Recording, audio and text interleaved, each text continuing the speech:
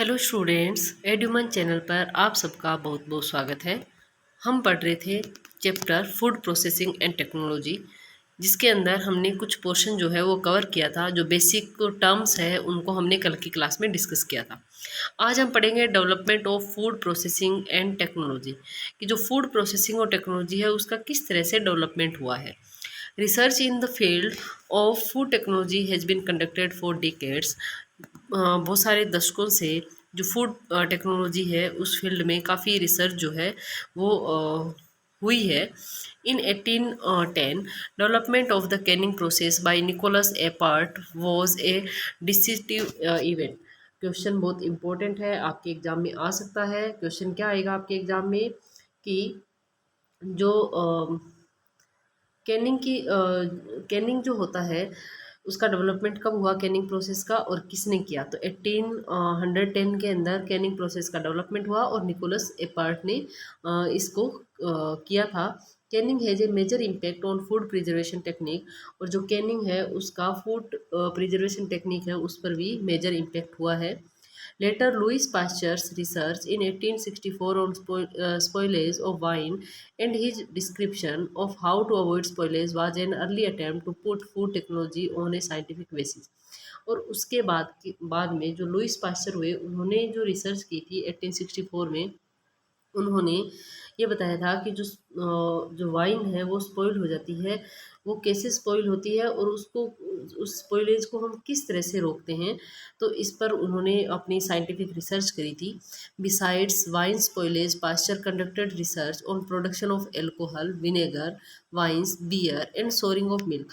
और इसके साथ ही जो वाइन का जो स्पॉइलेज है उसके साथ ही जो पास्चर है, उन्होंने और रिसर्चेज किस पे करी थी कि एल्कोहल का प्रोडक्शन कैसे होता है, विनेगर का कैसे होता है, वाइन का, बियर का, और सोरिंग ऑफ मिल्क का जो है वो प्रोडक्शन किस तरह से होता है। ये सारी जो रिसर्चेज है वो पास्चर ने करी थी। ही डेवलप्ड पास्चुराइजेशन, ये भी बहुत इंपॉर्टेंट है। पास्चुराइजेशन एक मेथड होता है जिसका जो है खोज किसने करी थी, तो लुइस पास्चर ने करी थी। पास्चुराइजेशन क्या होता है? The process of treating milk to destroy disease producing organism, यानी कि जो मिल्क है उसको ट्रीट करना, उसकी मिल्क की प्रोसेसिंग करना, जिससे उसमें जो मिल्क को ख़राब करने वाले जो ऑर्गेनिज्म होते हैं उनको डिस्ट्रॉय किया जा सके। इस प्रोसेस को हम पास्चुराइजेशन कहते हैं, क्योंकि ये लुइस पास्चर ने ये प्रोसेस दी थी, इसलिए उनके नाम पर ही इसका नाम पास्चुराइजेशन रखा गया है। यहाँ से मैंने आपको इम्पोर्टेंट क्वेश्चन बता दिया है। पहला क्वेश्चन तो कैनिंग प्रोसेस का डेवलपमेंट कब हुआ और किसने किया? 1810 में निकोलस एपर्ट ने। उसके बाद में जो लुइस पास्चर है उन्होंने ये बताया, उन्होंने पास्चुराइजेशन की खोज की। पास्चुराइजेशन का मीनिंग क्या होता है? क्वेश्चन आता है बार बार है आपके एग्जाम में। पास्चुराइजेशन का मीनिंग होता है डिस्ट्रॉय डिजीज प्रोड्यूसिंग ऑर्गेनिज्म। ठीक है, मिल्क से जो डिजीज प्रोड्यूसिंग ऑर्गेनिज्म है उनको डिस्ट्रॉय करना। Pasteurisation was a significant advance in ensuring microbiological safety of food. और जो पास्चुराइजेशन है उसकी वजह से जो माइक्रोबायोलॉजिकल सेफ्टी है फूड की, उसको हम इंश्योर करते हैं, यानी कि उनमें माइक्रोब्स जो होते हैं उनको हम डिस्ट्रॉय करते हैं, जिससे जो फूड है वो खराब होने से बच सके। Food technology was initially use to serve military needs. और जो फूड टेक्नोलॉजी है वो अगर उसका यूज हम देखें इनिशियली, तो वो मिलिट्री नीड के लिए भी ज़रूरी है। In the 20th century, world war, exploration of space and rising demand for varied products from consumers contributed to the growth of food technology.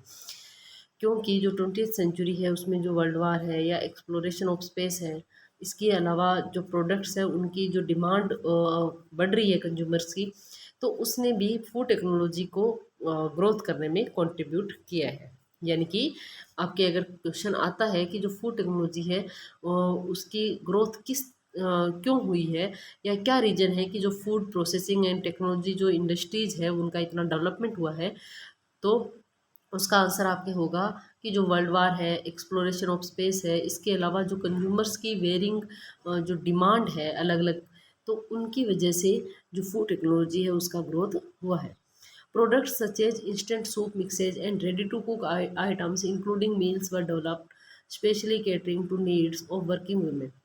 और जो वर्किंग वीमेन हैं उनके लिए स्पेशली जो इंस्टेंट सूप मिक्सेज है, रेडी टू कुक आइटम्स है, वो भी डेवलप हुए हैं।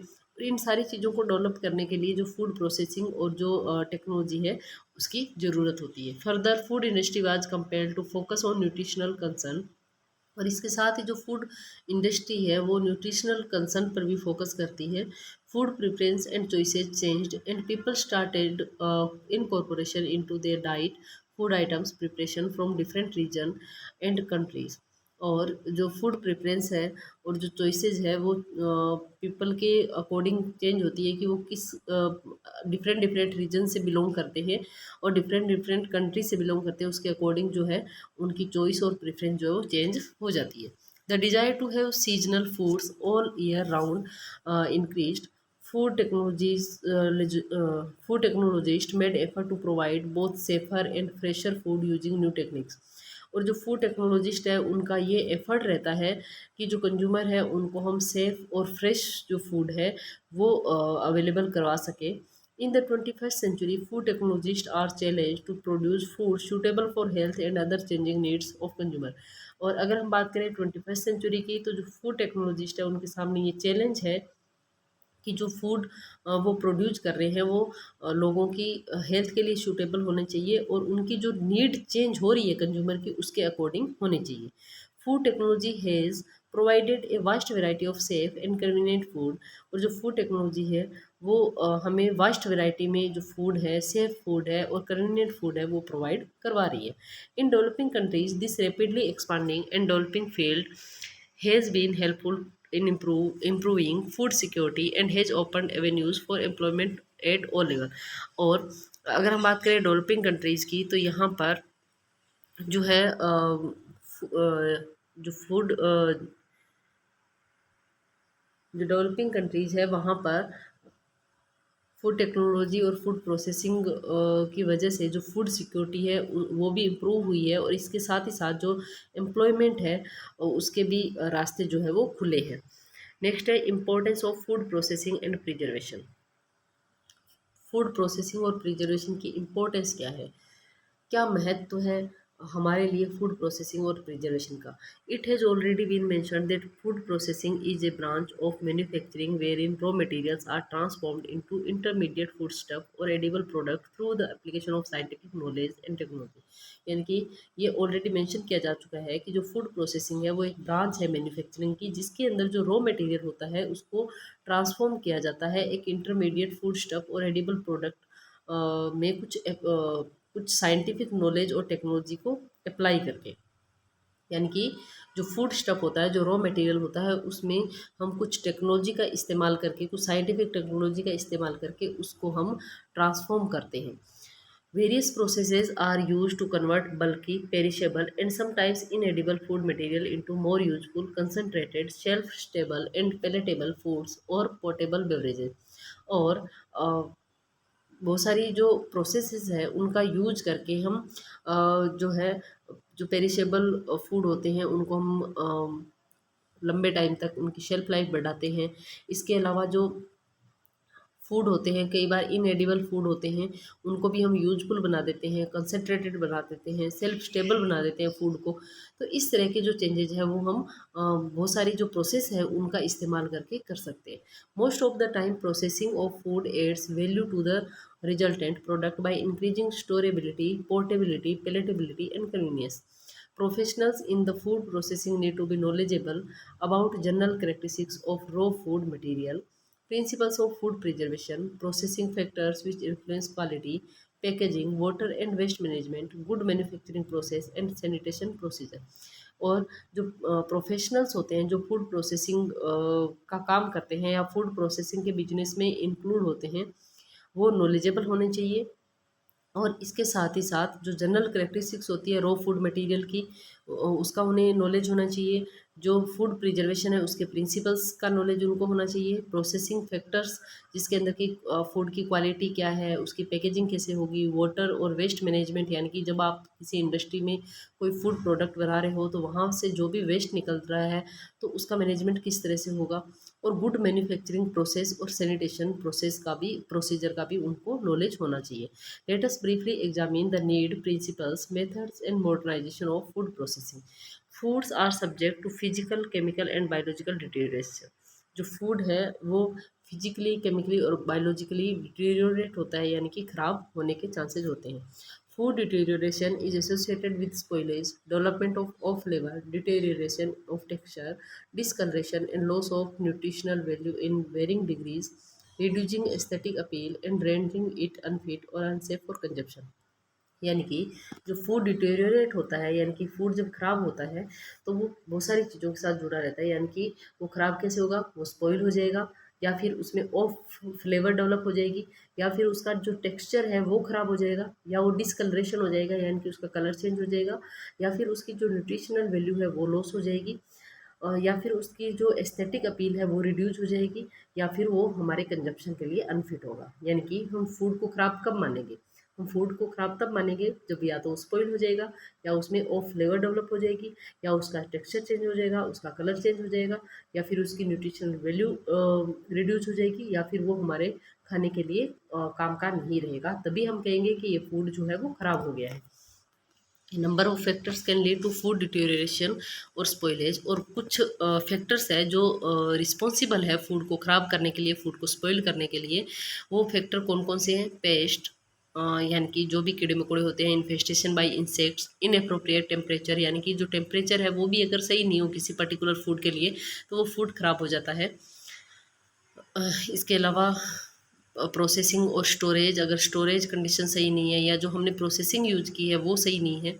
एक्सेसिव एक्सपोजर टू लाइट, अगर हमने अधिक लाइट के कांटेक्ट में फूड को रख दिया तब वो ख़राब हो जाएगा, या फिर रेडिएशन की वजह से, या ऑक्सीजन की वजह से, या मॉइस्चर की वजह से जो फूड है वो ख़राब हो जाएगा। तो आपके एग्जाम में क्वेश्चन आ सकता है कि ऐसे कौन कौन से फैक्टर्स है जिनकी वजह से फूड स्पॉइल हो जाता है। तो आपको ये जो फैक्टर्स है उनके नेम आने चाहिए। Food is also contaminated by micro organism, और जो इसके अलावा जो फूड है वो माइक्रो ऑर्गेनिज्म की वजह से भी कंटेमिनेट होता है, जैसे कि बैक्टीरिया है, फंगस है, मोल्ड है। और केमिकल सच एज पेस्टिसाइड, और जो पेस्टिसाइड है उनकी वजह से भी जो फूड है वो ख़राब होता है। यानी कि जो फूड की न्यूट्रिशनल वैल्यू इफेक्ट होती है हमारे लिए, जो है वो नुकसानदायक हो सकता है। Food can also be spoiled due to degradation by naturally present enzyme, और जो फूड है वो डिग्रेडेशन भी हो जाती है फूड की, क्योंकि उसके अंदर जो नेचुरली एंजाइम प्रेजेंट होते हैं वो उस फूड को स्पॉइल कर देते हैं। For example, a specific class of protein molecules that act as biological catalyst to accelerate chemical reaction. In addition, physical and chemical changes in certain constituents of food from plant and animal sources occur soon after harvesting or slaughtering, altering the food quality. और इसीलिए जो physical और chemical changes जो कि food के अंदर होते हैं, तो इसीलिए जो फूड हम प्लांट से या एनिमल सोर्सेज से लेते हैं उनको हार्वेस्टिंग के और स्लोटरिंग के तुरंत बाद ही उनमें जो चेंजेस है वो आने शुरू हो जाते हैं, उसकी जो क्वालिटी है फूड की वो ऑल्टर होनी शुरू हो जाती है। यानी कि जैसे ही हमने जो है फूड उसको हमने हार्वेस्ट किया या स्लोटर किया, तो उसके तुरंत बाद में जो फूड की क्वालिटी है वो चेंज होना शुरू हो जाती है, क्योंकि उनमें एंजाइमेटिक एक्टिविटी होना शुरू हो जाती है। Therefore food processing and preservation are required to preserve food in edible and safe form. और फूड प्रोसेसिंग और प्रिजर्वेशन है वो फूड को एडिबल बनाए रखने के लिए, उसको सेफ बनाए रखने के लिए ज़रूरी है। इसलिए हम जो फूड प्रोसेसिंग और प्रिजर्वेशन जो मेथड्स है उनका इस्तेमाल फूड को लंबे टाइम तक स्टोर करने के लिए या लंबे टाइम तक बनाए रखने के लिए करते हैं। Methods by which food is preserved from spoiling after harvesting or slaughtering date back to prehistoric times। और हम प्री हिस्टोरिक टाइम से ही जो हमारे फूड है हार्वेस्ट होने के बाद में, स्लोटर होने के बाद में, उसको अलग अलग मेथड के द्वारा प्रिजर्व करके रखते हैं ताकि वो फूड स्पॉइल होने से बच जाए।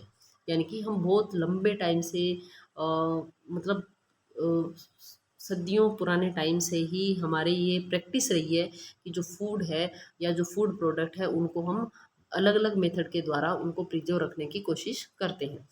The oldest methods were sun drying, controlled fermentation, salting or pickling, candying, roasting, smoking, baking and using spices as preservative। अगर हम बात करें ओल्डेस्ट मेथड की कि ऐसे कौन कौन से ओल्डेस्ट मेथड है जिनके माध्यम से हम फूड को प्रिजर्व करके रख सकते हैं, तो आपको आपको जो नेम है वो आने चाहिए। सन ड्राइंग है, कंट्रोल्ड फर्मेंटेशन है, सॉल्टिंग है, पिकलिंग है, कैंडिंग है, रोस्टिंग है, स्मोकिंग है, बेकिंग है और using spices as preservatives. These tried and tested techniques are still used although with the advent of industrial revolution. Industrial revolution होने के बावजूद भी और जो नए नए मेथड है उनके डेवलप होने के बावजूद भी ये कुछ टेक्निक्स है जो पुराने टाइम से यूज करते हम आ रहे हैं वो आज भी हम यूज कर रहे हैं. Food processing incorporates and unifies the general characteristics of different classes of foods and principles of food science, chemistry, food microbiology, nutrition, sensory analysis, and statistics including good manufacturing practices as per regulation. और अगर हम बात करें कि जो food processing है उसमें incorporates and unifies the general characteristic, कुछ जनरल करेक्टरिस्टिक्स है डिफरेंट क्लासेज ऑफ फूड की, प्रिंसिपल ऑफ फूड साइंस की, chemistry, food microbiology, nutrition, sensory analysis और स्टेटिस्टिक्स, जो कि एक अच्छे मैन्युफैक्चरिंग प्रैक्टिसेस के लिए होता है. Classes of food based on perishability, perishability के आधार पर जो फूड है उसको हमने क्लासीफाई किया है पेरिशेबल, सेमी पेरिशेबल और नॉन पेरिशेबल. ये बहुत इंपॉर्टेंट है, आपके एग्जाम में आता भी है इसलिए आपको ये आना चाहिए. पेरिशेबल जो फूड होते हैं वो कौन से होते हैं, जो जल्दी ख़राब हो जाते हैं यानी कि स्पॉइल्ड क्विकली विद इन 1 और 2 डेज, जैसे कि मिल्क है, कर्ड है, फिश है, मीट है. सेमी पेरिशेबल वो जो 1 से 2 वीक तक चलते हैं, जैसे कि फ्रूट्स है, वेजिटेबल्स है. इसके अलावा नॉन पेरिशेबल, नॉन पेरिशेबल वो फूड होते हैं जो कुछ महीनों से कुछ सालों तक चल सकते हैं, जैसे कि ग्रेन्स है, जैसे rice, wheat, pulses, dals, oilseed etcetera. Many food processing operations are designed to extend the shelf life of food product. बहुत सारी जो फूड प्रोसेसिंग ऑपरेशंस होते हैं जिनकी वजह से हम फूड प्रोडक्ट की जो शेल्फ लाइफ है उसको हम एक्सटेंड करते हैं, यानी कि जो शेल्फ लाइफ है उसको बढ़ाते हैं. The concept associated with food processing are reducing और एलिमिनेटिंग माइक्रोबियल एक्टिविटी. और जो कॉन्सेप्ट है फूड प्रोसेसिंग का वो रिड्यूस करता है माइक्रोबियल एक्टिविटी को, यानी कि जब हम फूड की प्रोसेसिंग कर देते हैं या फूड प्रोसेसिंग टेक्नोलॉजी का इस्तेमाल करते हैं तो जो फूड के अंदर जो माइक्रोबियल एक्टिविटी होती है वो रिड्यूज हो जाती है या एलिमिनेट हो जाती है. And other factors that influence food spoilage, और जो अदर फैक्टर होते हैं जो फूड को स्पॉइल करते हैं वो भी रिड्यूज हो जाते हैं और इसलिए फूड की शेल्फ लाइफ जो है वो बढ़ जाती है. The principal micro organism that cause food spoilage are bacteria, fungi, yeast and mould. और प्रिंसिपल माइक्रो ऑर्गेनिज्म जो फूड को स्पॉइल करते हैं वो कौन कौन से micro organism, bacteria, fungi, yeast और मोल्ड है. Just recollect that you studied in biology how they grow typically very rapidly under congenital condition. Factors influencing microbial growth are nutrient availability. अब तुम्हारे एग्जाम में क्वेश्चन आ सकता है कि ऐसे कौन कौन से फैक्टर्स हैं जिनकी वजह से जो माइक्रोबियल ग्रोथ है वो होती है. तो जो माइक्रोब्स होते हैं उनकी ग्रोथ होने के लिए कुछ फैक्टर्स होते हैं जो कि रिस्पॉन्सिबल होते हैं, जैसे कि उनको न्यूट्रिएंट मिलेंगे, मॉइस्चर कंटेंट अगर ज़्यादा होगा, जो पीएच है उनकी ऑप्टिमम ग्रोथ के लिए होगा, ऑक्सीजन का लेवल और प्रेजेंस और एब्सेंस ऑफ इनहिबिटिंग सब्सटेंसेस जैसे कि एंटीबायोटिक्स. तो अगर ये चीज़ें उनकी ऑप्टिमम ग्रोथ के लिए उनको मिल जाएगी तो जो माइक्रो ऑर्गेनिज्म है वो ग्रो करना शुरू कर देंगे. The activity of enzymes inherently present in foods also depends on pH and temperature. और जो एंजाइमेटिक एक्टिविटी है वो दो चीज़ों पर डिपेंड होती है, यानी कि फूड की टेम्परेचर क्या है और उसका पीएच क्या है. Oxidative enzymes in fresh fruits and vegetables continue to use oxygen to metabolize, reducing the shelf life of fruits and vegetables. और जो ऑक्सीडेटिव एंजाइम्स है जो फ्रेश फ्रूट्स और वेजिटेबल्स में पाए जाते हैं वो कंटिन्यू ऑक्सीजन को यूज करते हैं और मेटाबोलाइज होते हैं, जिससे कि जो फ्रूट्स और वेजिटेबल है उनकी जो शेल्फ लाइफ है वो रिड्यूज हो जाती है. So the basic concept in food processing method to prevent food spoilage are. तो जो बेसिक कॉन्सेप्ट है फूड प्रोसेसिंग मेथड का जो कि हमें हमारे फूड को स्पॉइल होने से बचाता है वो क्या क्या है. सबसे पहले एप्लीकेशन ऑफ हीट, हीट का इस्तेमाल करके हम फूड को लंबे टाइम तक सुरक्षित रख सकते हैं. रिमूवल ऑफ वाटर मॉइस्चर यानी कि मॉइस्चर कंटेंट को कम करके. Lowering of temperature during storage, storage के दौरान जो टेम्परेचर है उसको लो करके. रिडक्शन ऑफ पीएच, जो पीएच है वो नॉर्मल होना चाहिए, यानी कि जिस पर माइक्रो ऑर्गेनिज्म ग्रोथ नहीं करे इस तरह का पीएच होना चाहिए. Controlling the availability of oxygen, और ऑक्सीजन की अवेलेबिलिटी को कंट्रोल करके हम क्या कर सकते हैं, हम जो फूड प्रोडक्ट है उसको स्पॉइल होने से बचा सकते हैं. यहाँ पर ये देख लीजिए, bacteria prefer protein rich foods, यानी कि बैक्टीरिया जो है वो प्रोटीन रिच फूड में ज़्यादा ग्रो करते हैं, जैसे कि मीट है, fish, poultry, egg and dairy product. These are known as high risk food, इसलिए इनको हम हाई रिस्क फूड कहते हैं। क्वेश्चन आ सकता है आपके हाई रिस्क फूड कौन से हैं, तो आपको पता होना चाहिए कौन कौन से होते हैं। मीट, फिश, पोल्ट्री, एग और डेयरी प्रोडक्ट, यानी कि ऐसे फूड प्रोडक्ट जिनमें प्रोटीन कंटेंट ज़्यादा होता है। नेक्स्ट है, bacteria grow at any temperature between 5 to 60 degree centigrade, यानी कि 5 डिग्री से लेकर के 60 डिग्री तक किसी भी टेम्परेचर में बैक्टीरिया ग्रो कर सकते हैं। This temperature range is known as the danger zone, और इसीलिए इस टेम्परेचर रेंज को हम क्या कहते हैं, डेंजर जोन कहते हैं। क्वेश्चन आ सकता है कि what is the danger zone of, वो temperature range is known as danger zone, तो आपका आंसर होना चाहिए 5 to 60 डिग्री सेंटीग्रेड। नेक्स्ट है, processed foods can be classified on the basis of extent and type of processing as follow। सबसे पहले minimally processed food, यानी कि ऐसे प्रोसेस फूड जो बहुत कम उनमें प्रोसेसिंग हुई है, जैसे कि these are processed as little as possible in order to retain the quality of fresh foods. जो फ्रेश फूड है उसकी क्वालिटी को रिटेन करने के लिए उसमें बहुत कम प्रोसेसिंग की गई है, जैसे कि generally the processes use are cleaning, जैसे कि हम क्या करते हैं, क्लीनिंग करते हैं, ट्रिमिंग करते हैं, शेलिंग करते हैं, कटिंग, स्लाइसिंग और स्टोरेज एट लो, यानी कि रेफ्रिजरेशन टेम्परेचर। इस प्रोसेस को हम क्या कहेंगे, मिनिमली प्रोसेस्ड फूड। फिर है प्रिजर्व्ड फूड। प्रिजर्व्ड फूड में क्या आ जाएगा कि हम किसी प्रिजर्वेशन का यूज करते हैं जिससे जो फूड प्रोडक्ट है उसकी जो करेक्टर जो है, यानी कि उसकी जो विशेषता है वो चेंज नहीं हो, जैसे कि फ्रोजन पीज है, फ्रोजन वेजिटेबल्स है, डिहाइड्रेटेड पीस है, डिहाइड्रेटेड वेजिटेबल्स है, कैंड फ्रूट्स एंड वेजिटेबल्स है। यानी कि हम क्या कर देते हैं कि जो फूड है उसको प्रिजर्व कर देते हैं, जैसे कि हम जो फ्रोजन जो वेजिटेबल्स लेकर के आते हैं, यानी कि हम उनको इस टेम्परेचर पे रखते हैं कि वो लंबे टाइम तक सुरक्षित रह सकती है, या फिर हम उनको सूखा करके रख सकते हैं जिससे वो लंबे टाइम तक स्टोर हम उनको करके रख सकें। नेक्स्ट जो कैटेगरी है वो है manufactured food. In such products the original characteristics of the raw product are lost. जो ओरिजिनल करेक्टरिस्टिक्स है फूड की वो तो लॉस्ट हो जाती है, and some basic method of preservation are used, और इसमें कुछ बेसिक मेथड है प्रिजर्वेशन के, उनको हम यूज करते हैं, जैसे कि हम सोल्ट का इस्तेमाल कर सकते हैं, शुगर का कर सकते हैं, ऑयल का कर सकते हैं। इसके अलावा कुछ केमिकल प्रिजर्वेटिव यूज करते हैं, जैसे कि हम पिकल्स बनाते हैं, जेम है, मामलेड है, स्क्वेश है, पापड़ है, वड़ी है। इनके माध्यम से हम फूड को क्या करते हैं, प्रिजर्व करके रख सकते हैं, तो इनको हम कहते हैं मैन्युफैक्चर्ड फूड। नेक्स्ट है फॉर्म्यूलेटेड food. These are products prepared by mixing and processing of individual ingredient to result in relatively shelf stable food products such as bread है, बिस्किट है, आइसक्रीम है, केक है, कुल्फ़ी है। तो इनको हम जो ये जो प्रोडक्ट होते हैं इनको हम प्रोसेसिंग के द्वारा और कुछ मिक्सचर को इंक्लूड करके हम जो है इनको बनाते हैं।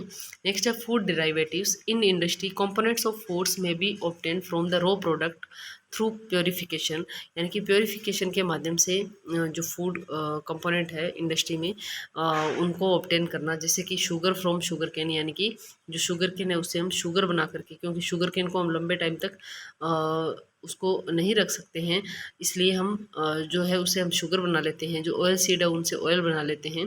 In some cases the derivative of और द कंपोनेंट में भी प्रोसेस्ड फर्दर, जैसे कि कन्वर्जन ऑफ ऑयल टू वनस्पति, यानी कि हाइड्रोजिनेशन प्रोसेस के द्वारा हम जो तेल होता है उसको हम डालडा घी में कन्वर्ट कर देते हैं। नेक्स्ट है functional food. These are foods that can have a beneficial effect on human health, यानी कि फंक्शनल फूड जो कि हम ह्यूमन हेल्थ के लिए बेनिफिशियल होते हैं, जैसे कि प्रोबायोटिक्स। फिर है मेडिकल फूड्स। ये जो मेडिकल फूड्स होते हैं ये हमारी जो डिजीज़ है उसको कंट्रोल करने का काम करते हैं, जैसे कि लो सोडियम सॉल्ट है, लैक्टोज फ्री मिल्क है।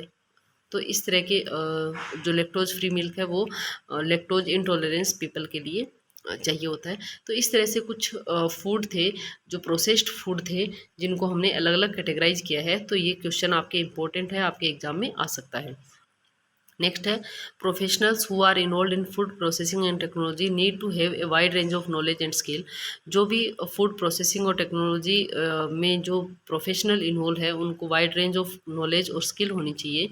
हमने यहाँ पर एक टेबल दी हुई है जिसके अंदर बताया गया है कि कौन कौन सी जो स्किल और नॉलेज जो है वो होना चाहिए। जैसे कि फूड एज ए मटेरियल, यानी कि फूड अगर मटेरियल के रूप में है तो क्या क्या नॉलेज होना चाहिए, फूड अगर प्रोडक्ट के रूप में है तो क्या नॉलेज होना चाहिए, और रेसिपी डेवलपमेंट में क्या क्या नॉलेज होना चाहिए। तो ये आपकी एक टेबल है जिसको आप अच्छे से पढ़ लेना। ये था आपका chapter food processing and technology, यहाँ पर कंप्लीट होता है। नेक्स्ट क्लास में मिलते हैं नए चैप्टर के साथ, तब तक के लिए थैंक यू।